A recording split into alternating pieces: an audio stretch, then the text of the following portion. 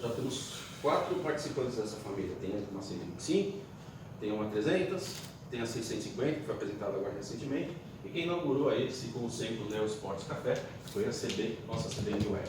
Eu já posso adiantar que dessa moto não tem um parafuso da CB1000 anterior, tá? É totalmente nova.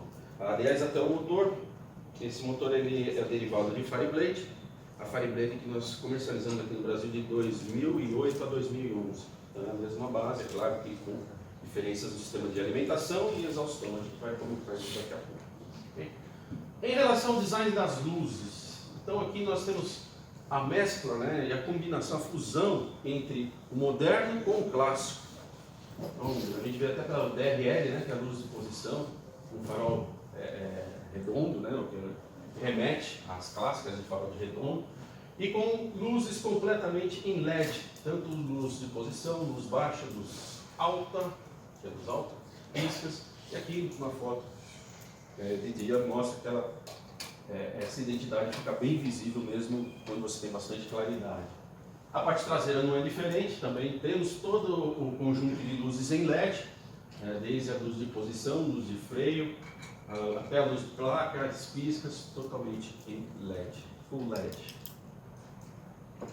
Em relação agora à parte estrutural, vamos começar com o chassi. É claro que o chassi é um dos grandes responsáveis por essa aparência compacta dela, uma vez que ele é do tipo Diamond, usa bloco como parte estrutural, porém monocoluna, né? Então, diferente das CBRs que usam dupla trave, né? Então uma coluna que sai à esquerda do canote, uma coluna que sai à direita do canote, né? Vai formar um perímetro, ele vai aqui na sua, vamos chamar de coluna principal, né?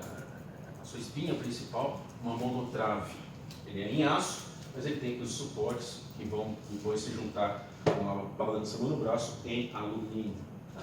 Então ele é um Diamond monocoluna em aço super compacto, estrutura de alta resistência com peso reduzido. O segredo é o processo de estamparia que usa o menor número possível de soldas. Tá? Porque você sabe que cada ponto de solda altera a característica do material. Bom, em relação ao chassi e as dimensões, podemos até fazer um paralelo com a CB1000 antiga, né? Ela tem um entre-eixos um pouco mais longo. Então na minha antiga era 1445, agora é 1452. Esse entre-eixos um pouco mais longo favorece estabilidade e velocidade, né, em linha reta, ou seja, estabilidade direcional. Mas ela não é só boa para andar em linha reta, não. Ela tem um ângulo de caça semelhante ao ângulo de caça de CG. CG, para vocês terem uma ideia, 26 graus, ela usa 25 graus de ângulo de caça. CG quanto? Desculpa. 26. Então, ela tem uma dirigibilidade muito fácil, muito simples. Quanto era? Era 27 graus. Também era boa, mas agora com o ângulo de caça um pouco menor, ela tem mais agilidade. Então, agilidade e estabilidade em velocidades mais elevadas. Outra, obviamente, diferença importante em relação ao peso. Então, na versão anterior eram 208 kg e ela emagreceu aí 9 kg, ela está com 199 kg de peso seco. Outra característica que a gente pode comparar na versão anterior, a versão anterior tinha 805 milímetros de altura do assento. Essa altura aumentou um pouco, foi para 830. Só que você quase não percebe porque a parte do assento onde você encaixa as pernas para pressionar o tanque é mais estreita. Embora o assento seja mais largo, a parte onde você encaixa as pernas é mais estreita. Então, parece que a sensação é bem parecida na posição de pilotagem. Tudo bem aqui? Bom, claro, agora aqui uns detalhes. É lógico que ela é uma naked, né? Mas ela tem essa peça aqui, que é em aço, perdão, na verdade é alumínio escovado, né? Essa peça aqui, ela tem uma função não só de enfeitar e trazer beleza aqui para a parte estética da moto, mas também tem uma função aerodinâmica, já que essa parte de cima que foi trabalhada em túnel de vento para poder desviar em velocidade o vento, né, tirar o vento da parte que incomoda, principalmente nas pernas do piloto. E ao mesmo tempo o ar que passa aqui por entre as aletas do radiador e vai para o escapamento, onde eu tenho as temperaturas mais altas, ele é direcionado para debaixo da motocicleta, para que o piloto não sinta o calor do motor. Embora o motor seja bem aparente, bem exposto, todo o ar que é direcionado por dentro dessa parte desse protetor vai para debaixo da motocicleta. Em relação ao assento, essa região aqui bastante confortável, aqui mais estreito, onde eu tenho as pernas. Ele é em dois níveis. Aqui nós temos no seu acabamento texturizado também, essa linha de costura que foca mais no visual mais esportivo. Essa parte aqui de trás do assento ela pode ser removida, então eu tenho uma chave aqui de ouro, eu posso tirar ela. E debaixo dele eu tenho uma CBR, um espaço para colocar documento. E também tenho duas alças internas aqui, que eu posso usar, colocar essas alças para fora e usar aqui para prender uma bagagem aqui na parte de trás. Então eu uso essa alça na frente, mas essas duas alças embutidas aqui embaixo dele. Em relação ao motor, como eu comentei com vocês, ele é um DOHC, duplo comando de válvulas, 4 cilindros, é um Ford, derivado da nossa Fireblade 998.4 centímetros cúbicos, que é a Fireblade que nós trouxemos de 2008 até 2011. Tá? Então, aqui dá para ver bem os 4 cilindros, 4 válvulas por cilindro e o duplo comando. Um comando para cada bancada, um comando para admissão e um comando para as válvulas de escape. Em relação aos números, aqui é importante interpretar essa curva, tanto de potência como de torque, dá para ver que a potência 16,3 cavalos a mais do que a última geração dessa V1000. Mas o interessante é que é perceptível na hora que vocês forem pilotar. Eu espero que vocês peguem trechos secos, onde vocês vão poder perceber dois picos de torque. Se ele for, infelizmente, do jeito que está, o ideal é andar no modo chuva, que já a gente vai falar dos mapas dela. Mas esses dois picos de torque aqui, eles são bem perceptíveis. Então, ele começa até um pouco mais linear do que era anterior, mas logo vem o torque, logo vem o quilograma força metro, né, bastante vigoroso, por volta dos 2.000 a 3.000 RPM. E quando você passa dos 7.000 RPM, vem um segundo pico, e é esse segundo pico de torque que vai dar esse ganho de potência aí de mais 16 cavalos em relação a 1000 anterior. Okay? Só para vocês terem uma ideia, eu fiz aqui a relação cavalo por quilo, então ela está com 0,71, ou seja, 0,71 cavalo para cada quilo de peso dela. Na anterior era 0,60 cavalos por quilo. Okay? Então é bem perceptível aí. Principalmente os dois picos de torque. Esse pico máximo aqui chega a 8.000 RPM, tá vendo? E aí você tem toda a energia do motor indo para a transmissão e para a roda. Quando você faz a redução e aciona a embreagem, incômodo do travamento da roda em giros mais altos. Bom, em relação aos periféricos do motor, tanto a parte de alimentação, entrada de ar, como a parte de saída dos gases, foi totalmente retrabalhado nesse modelo em relação à geração anterior. Para vocês terem uma ideia, ela respira mais, ela capta mais ar. Então, por esses dois dutos eu alimento as 4 borboletas. Antes, as borboletas tinham 36 milímetros de diâmetro, agora elas têm, cada uma delas, 44. Então, a capacidade de aspiração aumentou. A mesma coisa acontece aqui no sistema de exaustão. Então, nós temos um eficiente 4 em 2 em 1. No meio do caminho, o que eu tenho? Os comandos de válvula. Então dá para ver pelo diagrama, tanto de admissão como de escape, se eu comparar a linha vermelha com a linha verde, a válvula ela abre mais e fica mais tempo aberta, tanto na admissão, um pouco menos na exaustão, mas isso mostra que eu aproveito melhor a maior capacidade de entrada de ar no motor.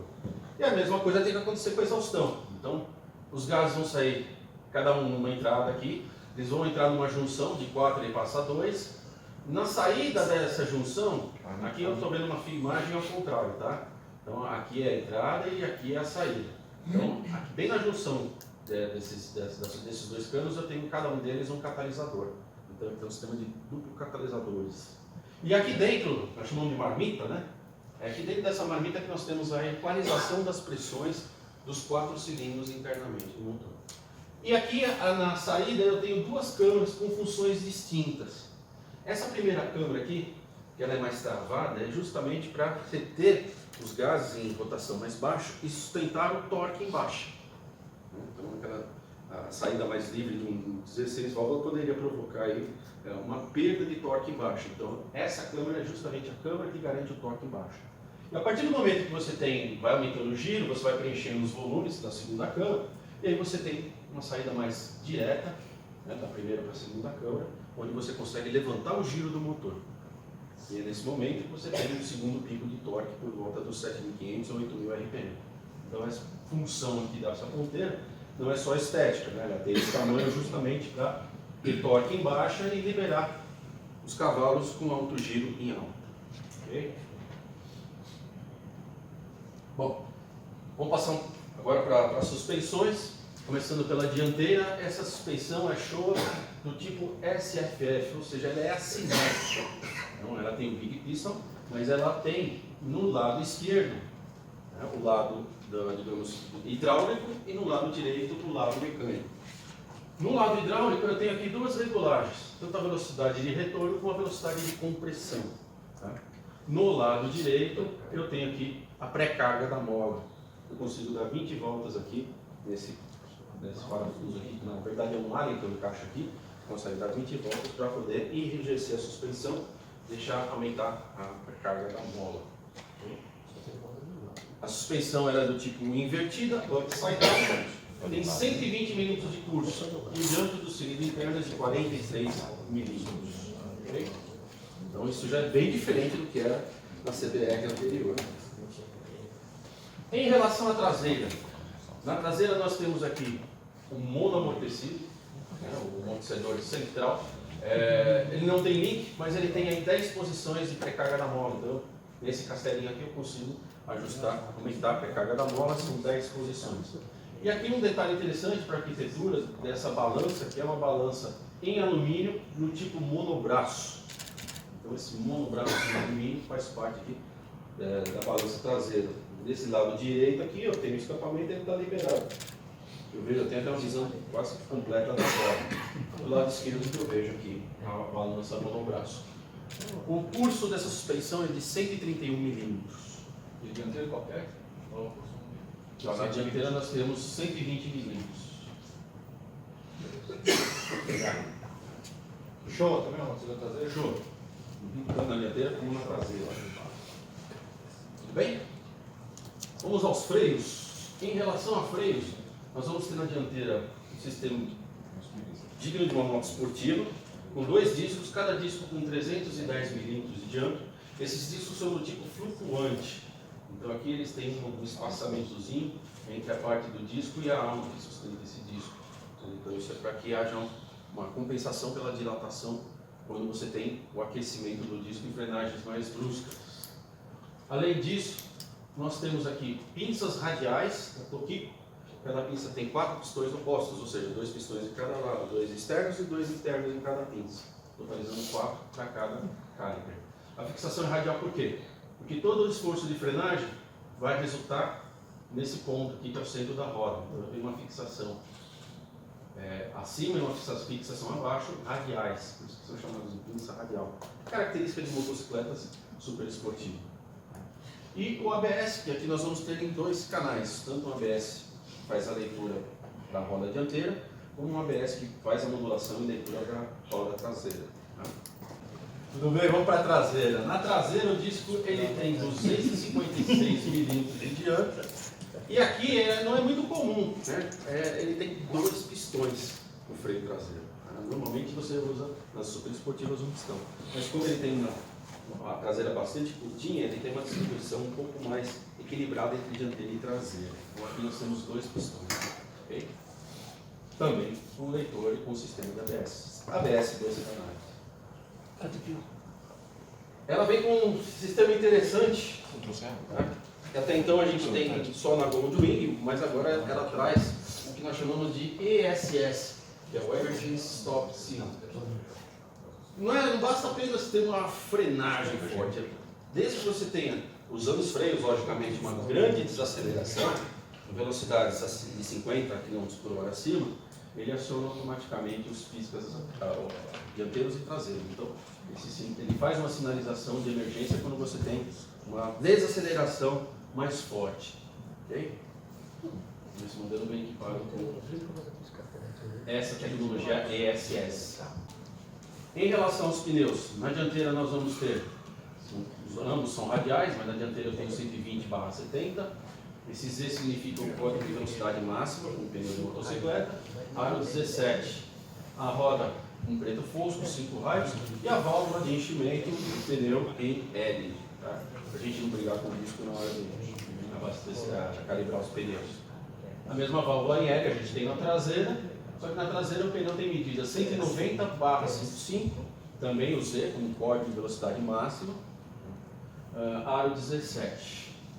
Bom, agora é um capítulo à parte. Nós vamos falar do painel e aproveitar que estamos falando do painel, falar um pouco dos mapas e dos modos de pilotagem. Então, esse aqui é o painel, uma visão macro. E detalhando aí cada um desses itens, nós temos temperatura, o líquido de arrefecimento, aqui na parte de cima o relógio. Aqui esse mostrador aqui, ele é totalmente digital, mas esse mostrador aqui, que lembra um pouco o formato analógico, a gente tem o contagiro e ao centro o indicador de marcha. Aqui nós temos um computador de bordo que nos mostra o consumo instantâneo, o consumo médio e a autonomia. Aqui eu vou ter os trips total e parcial. Aqui eu vou ter o velocímetro, também digital. E aqui embaixo a série de luzes indicadoras, né, de direção, ABS, luz alta, aquecimento, controle de tração. O controle de tração, nós vamos ver que cada um desses itens, potência, freio motor e controle de tração, tem três níveis. Mas o controle de tração você pode cortar ele, então ele teria um quarto. Então ele aparece um desenho aqui quando você corta o controle de tração. Aqui o nível do óleo, o indicador de neutro, injeção eletrônica e a luz do HISS. Aqui ele tem uma linha multicores, né, que indica, você pode usar vários tipos de indicação personalizadas. Ao invés de pegar a informação vai estar sempre aqui, mas ao invés de você se garantir por essa informação, que você pela cor também pode ter outros parâmetros de informação que eu vou explicar, são 5. Tá? Mas antes é bom que a gente fale dos modos de pilotagem. Esses modos de pilotagem, eles podem ser selecionados graças ao acelerador eletrônico, assim como na CBR. Então esse acelerador eletrônico, ele recebe o comando da aceleração do piloto, só que antes de abrir a borboleta e já despejar a potência do motor, ele vai conversar aqui com o cérebro eletrônico, que é ECU, e esse cérebro eletrônico vai ver qual é a configuração que eu tenho aqui para poder dar a resposta na borboleta. Então, por exemplo, no dia de hoje, né, se eu estiver usando o modo rain, modo de chuva, mesmo que eu faça uma abertura bruta aqui no acelerador, ele vai dosar gradativamente a abertura do corpo borboleta e vai entregar a potência gradativamente para que eu consiga manter o controle da motocicleta, evite uma derrapagem. Então, por exemplo, aqui para a tração, eu tenho esses 4 modos. Como é que eu percebo no painel que nível que eu estou usando? Quanto mais eu preencho essas linhas aqui, mais o controle de tração está atuando. Tá? Nesse caso aqui, como eu não tenho nenhuma linha preenchida, eu cortei o controle de tração. Então, com esse modo aqui, eu estou sem controle de tração. Então, o controle de tração é o único que eu tenho uma a mais aqui que eu posso desligar. Agora, o freio do motor, mesma coisa. Conforme as barrinhas vão aumentando aqui, mais interferência eu tenho do freio motor. Então, aqui eu tenho pouca interferência do freio motor. Como é que eu faço para cortar a interferência do freio motor? Eu injeto um pouquinho de combustível e mantenho o giro reduzindo gradativamente. Eu não deixo cair o giro de forma mais ruim. Bom, de potência você tem desde a entrega de potência mais linear até a forma de entrega mais forte de potência. Aqui tem os 4 mapas, tá? Então nós vamos ter um mapa Sport. O que é o mapa Sport? É a entrega máxima de potência, pouca interferência do controle de tração e pouca interferência do freio motor. Esse é o Sport, você considera uma performance. Tem o Standard, onde eu tenho uma entrega de potência média, controle de tração atuando de forma moderada ainda, mas um pouco mais forte do que o mapa Sport, e também o freio motor de interferência média. Aqui tem o Rain, chuva, que é o que nós vamos sair daqui hoje com ele. Então nós vamos ter uma entrega de potência um pouco mais linear, um alto poder de tração e um médio poder de freio motor. Mas aí a tua pergunta acho que entra aqui, ó. Você tem esse user. Então aqui você pode escolher uma das 3 níveis de potência. Aqui você pode escolher um dos 4. Por que 4 de tração? Porque você pode desligar ele. Isso aqui, por exemplo, tá vendo? Ó, ele não tem nenhuma linha preenchida, então ele está desligado. E aqui mais 3. Essa abinha segunda aqui, ó, vem do lado do canto direito do painel, ela tem 5 modos para você poder ver o que está acontecendo com a motocicleta de forma rápida. Ao invés de você ler lá no painel, você pode interpretar a cor. Tá? Então, como é que funciona? Então, esse primeiro modo aqui que eu posso selecionar, ele faz, por exemplo, o controle, é o Shift Light. Né? O giro aqui eu posso selecionar, não é exatamente esse daqui só como exemplo. Mas o que acontece? Quando eu atingir esse giro que eu selecionei lá no Shift Light, por exemplo, 5.000, 6.000, 7.000 RPM, ele começa a piscar na cor branca, por isso que chama white aqui. Depois de 200 RPM acima desse giro que eu pré-estabeleci, ele vai começar a piscar cada vez mais rápido. Então ele tem 3 níveis de piscada. Então, o nível que eu escolhi, mais 200 RPM, mais 200 RPM, ele vai piscando cada vez mais rápido. Se eu quiser, eu posso, ao invés de usar esse modo aqui, eu posso estabelecer para esses mesmos giros cores. Então, por exemplo, a primeira cor que vem quando ele chegar na giro que eu selecionei, vem amarelo. Aí, de amarelo, depois de 200 RPM, passa a muda de cor para âmbar. E depois ele vai mudar novamente para rosa. Então, eu posso usar esses dois aí para dois parâmetros como Shift Light. O giro máximo dela está em 12.000. Você não se lembra quanto é exatamente de corte? Está bem corte, deve ser 11.800. Porque 12.000 já entra no Red Line. Bom, ainda tem mais 3 modos de utilização dessa luz. Eu posso inclusive ter essas luzes indicando que eu estou pilotando de forma econômica. E aqui uma quarta, eu posso também usar essa mesma luz para indicar em que marcha que eu estou. Ao invés de olhar aqui no indicador de marcha, por cor eu consigo identificar a marcha. Primeira amarela, segunda rosa, terceira violeta, quarta azul, quinta verde, água e sexta verde. E tem o quinto modo, na verdade é que ele muda a cor de acordo com o modo de pilotagem. Se eu estiver no Sport, rosa, se eu estiver no Standard, violeta, se eu estiver no chuva, verde, água, e se eu estiver no User, azul. Ou eu posso deixar desligado. Isso. Essa opção que vai virar. É bom para o milênio. Bom, os comandos são, obviamente, nos punhos, fácil acesso. Tá? Aqui os comandos são parecidos com a da Farid aí, né? Tanto a parte de molde para selecionar o que eu quero, como também para fazer as alterações aqui no select. Né? Tem luz alta, luz baixa, lampejador, setas, buzina. Aqui bem na frente, ou seja, na parte da frente do punho esquerdo, é onde eu posso cortar o controle de tração. Basta segurar ele pressionado, que aí ele corta o controle de tração. Mas isso quando eu tiver um modo user, ok? Porque os outros você não consegue cortar. Ok? Bom, ela tem no meu de ignição sistema HISS, que é aquele chip que tem na chave. Quando você liga ela, vai um sinal para o módulo leva um sinal, se ele reconhecer o chip, ele libera a ignição. Bom, o acelerador eletrônico que a gente já comentou. Aqui a ficha técnica, vamos chamar atenção para essa informação. Agora o tanque é de 16,1 litros, a capacidade do tanque.